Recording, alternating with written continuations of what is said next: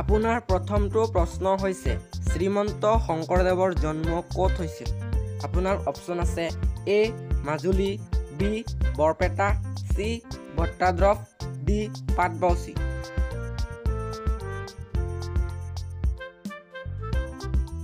আপোনাৰ শুদ্ধ উত্তৰটো হৈছে অপশ্যন চি ভট্টাদ্ৰৱ। আপোনাৰ দ্বিতীয়টো প্ৰশ্ন হৈছে শ্ৰীমন্ত শংকৰদেৱৰ জন্ম কোন চনত?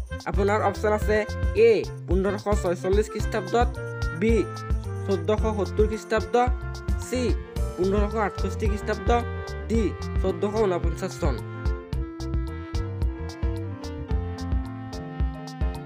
আপোনাৰ শুদ্ধ উত্তৰটো হৈছে অপশ্যন ডি 1449 চন। আপোনাৰ তৃতীয়টো প্ৰশ্ন হৈছে ভট্টাদ্ৰৱ কোনখন জিলাত অৱস্থিত? আপোনাৰ অপশ্যন আছে A Nagaon, B Barpeta, C Majuli, D Patbausi.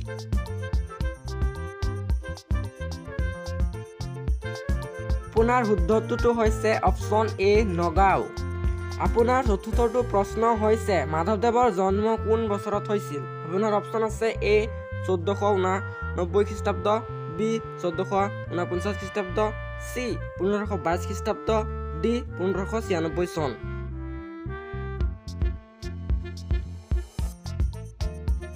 আপোনাৰ শুদ্ধ উত্তৰটো হৈছে অপশ্যন এ 1489 খ্ৰীষ্টাব্দ।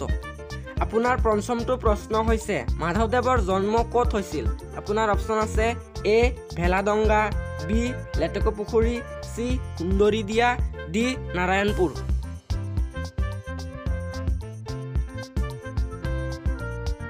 আপোনাৰ শুদ্ধ উত্তৰটো হৈছে অপশ্যন বি লেটেকুপুখুৰী। আপোনাৰ ষষ্ঠটো প্ৰশ্ন হৈছে মাধৱদেৱে কিমান বৰগীত লিখিছিল? আপোনাৰ অপশ্যন আছে এ 150, বি 191, চি 200, ডি 175।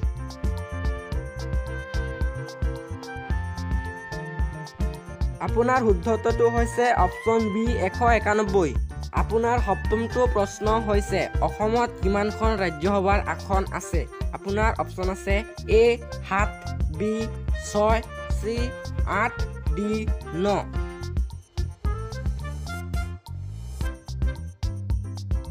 আপোনাৰ শুদ্ধ উত্তৰটো হৈছে অপশ্যন এ 7। আপোনাৰ সপ্তমটো প্ৰশ্ন হৈছে কামাখ্যা মন্দিৰ কোনখন জিলাত অৱস্থিত? আপোনাৰ অপশ্যন আছে A Nagaon, B Dibrugarh, C Kamrup, D Golaghat.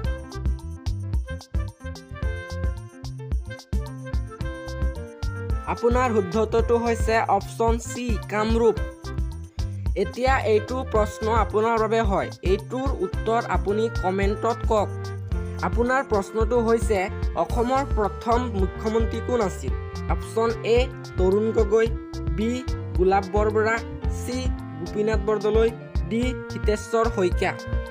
আপোনালোক সকলোৱে এইটোৰ উত্তৰ কমেণ্টত কওক। গতিকে বন্ধুসকল আপোনালোক সকলোৱে ভিডিঅ'টোক লাইক কৰি দিয়ক আৰু সদায় এনেধৰণৰ ভিডিঅ' পাই থাকিবলৈ চেনেলটোক ছাবস্ক্ৰাইব কৰি বেল আইকন অন কৰি দিয়ক। Thank U.